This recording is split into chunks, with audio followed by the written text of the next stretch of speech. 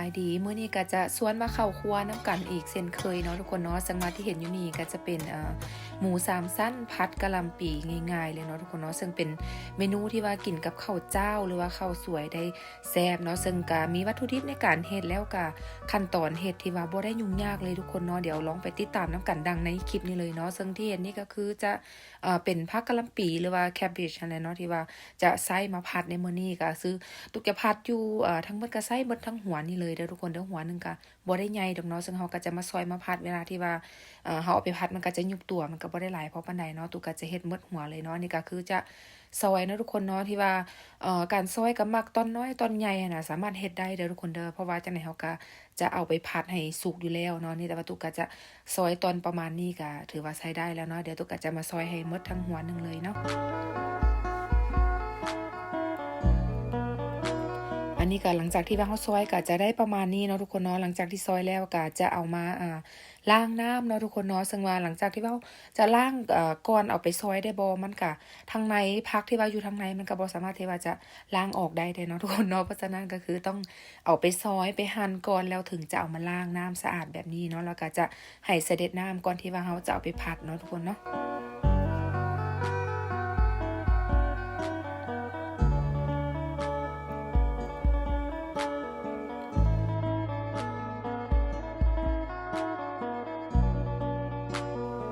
หลังจากที่ว่าล้างผักกะหล่ำปีเข้าไปแล้วอันนี้ก็คือจะใส่เป็นหอมบัวใบแบบนี้เนาะหอมซอยแบบนี้ก็จะมาซอยกับเฮ็ดคอที่ว่าค่อนข้างยาวเด้อเนาะทุกคนเนาะซึ่งว่าถ้าผู้ใดที่ว่าบ่มักหั้นน่ะทุกคนบ่ใส่ก็ได้เด้อแต่ว่าทุกคนมักใส่เนาะนี่ก็คือจะเป็นกระเทียมก็จะใส่เป็นกระเทียมจีนทั่วไปหั้นแหล้วก็จะมาแบบทุบให้พอแตกสิก็ได้เด้อเนาะเพราะเราต้องเอาไปเจียวให้หอมก่อนที่ว่าเราจะเอาผัดผักเอาเนื้อหยังลงไปผัดเนาะ หลังจากที่ว่าได้ในส่วนประกอบที่ว่าเราเฮ็ดแล้วตุกก็จะมาตั้งหม้อกระทะน้ำมันให้ร้อนเนาะทุกคนเนาะซึ่งว่าเราจะเอาในส่วนของกระเทียมหั่นลงมาเจียวให้หอมก่อนเนาะแต่ว่าในส่วนของหมู3ชั้นนั่นน่ะทุกคนซึ่งบ่ได้เห็นอยู่ในเบื้องต้นเนาะก็คือตุกหั่นซอยไว้เรียบร้อยแล้วหั่นเป็นชิ้นเป็นตอนแล้วก็แช่ตู้เย็นไว้แล้วเนาะแต่ว่าเวลาผัดก็คือจะเอามาผัดแบบนี้เลยเนาะอย่างที่เห็นนี่ก็คือจะซอยเตรียมไว้เรียบร้อยแล้วล่ะแล้วก็หลังจากที่ว่าเราเจียวกระเทียมให้หอมแล้วเหลืองแล้วถึงเอาในส่วนของ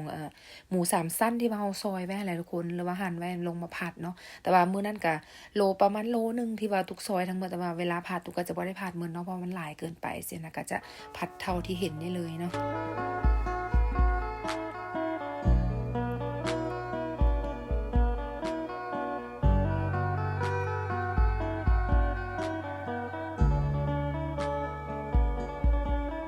เมนูนี้ค่ะนะทุกคนเป็นเมนูที่ว่าง่ายเนาะก็เชื่อแน่ว่าทุกบ้านก็คงจะฮู้แล้วก็จะเฮ็ดเป็นเฮ็ดกินประจำอยู่แล้วเพราะเป็นเมนูที่ว่าง่ายๆพื้นฐานเลยถ้าผู้ใดที่ว่าเฮ็ดกับข้าวบ่เป็นนั่นน่ะก็สามารถเฮ็ดกินเองได้ทุกว่าเมนูนี้เนาะ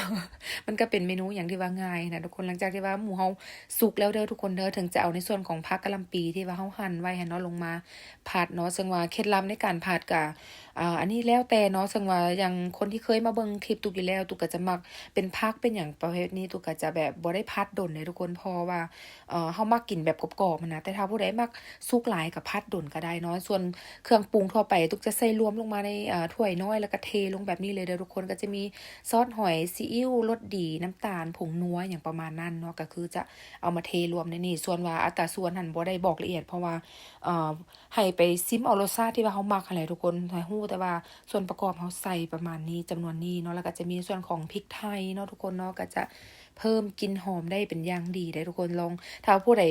เฮ็ดผัดแบบนี้แล้วบ่เคยใส่พริกไทยนะทุกคนแบบลองเอาไปใส่เบิ่งเนาะแล้วลองสูตรตุกเบิ่งเนาะค่ะพอมาแซ่บแล้วก็หอมอีกได้ทุกคนนี่ก็จะค่อยผัดไปให้ผักเฮาพอสุกหน่อยหนึงเนาะ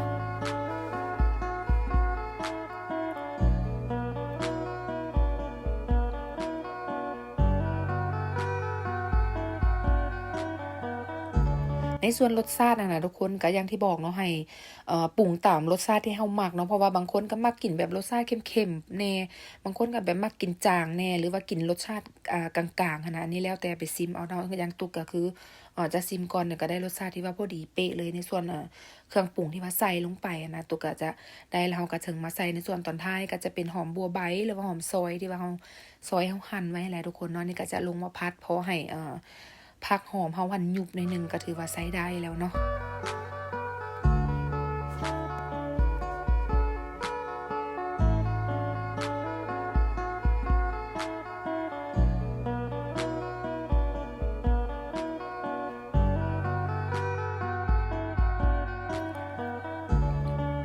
นี้ก็ถือว่าได้เรียบร้อยเนาะทุกคนเนาะการเฮ็ดผัดนี่ก็บ่ได้มีหยังแบบยุ่งยากเลยกะว่าผักเฮาสุกแล้วหอมเฮาพอยุบตัวสิก็ถือว่ายกออกจากเตาได้เลยเนาะทุกคนเนาะนี่ตุ๊กก็จะมาตักใส่จานเสิร์ฟให้พ่อบ้านเพิ่นเนาะซึ่งว่าเมนูผัดกะหล่ำปีผัดใส่หมู3ชั้นจังซี่นะทุกคนก็บ่ได้มีหยังยากเนาะวัตถุดิบ3-4อย่างเฮาก็ได้กินกับข้าวแซ่บๆแบบนี้แล้วเนาะนี่หวังว่าก็จะถูกใจหรือว่าเป็นแนวทางให้ผู้ใดที่ว่ายังบ่เคยเฮ็ดหรือว่าอยากลองเฮ็ดนั้นเอาไปเฮ็ดเบิ่งเนาะทุกคนเนาะสำหรับมื้อนี้หั้นก็ต้องขอบใจทุกคนหลายๆที่ว่าเข้ามาให้การสนับสนุนเป็นกำลังใจให้กันตลอดมาเลยเนาะทุกคนเนาะสำหรับ EP นี้ก็จะฝากไว้เพียงเท่านี้เนาะแล้วจังใดเฮาก็กลับมาเจอกันใน EP หน้าหรือว่าในคลิปหน้าจะมีหยังมาต้อนมาฝากมีเมนูใดก็อย่าลืมเนาะกดติดตามกด Subscribe กดคอมเมนต์เพื่อเป็นกำลังใจให้กับเจ้าของช่องน้อยๆนี่ได้เนาะทุกคนเนาะแล้วจังใดเฮาก็กลับมาเจอกันในคลิปหน้าเนาะ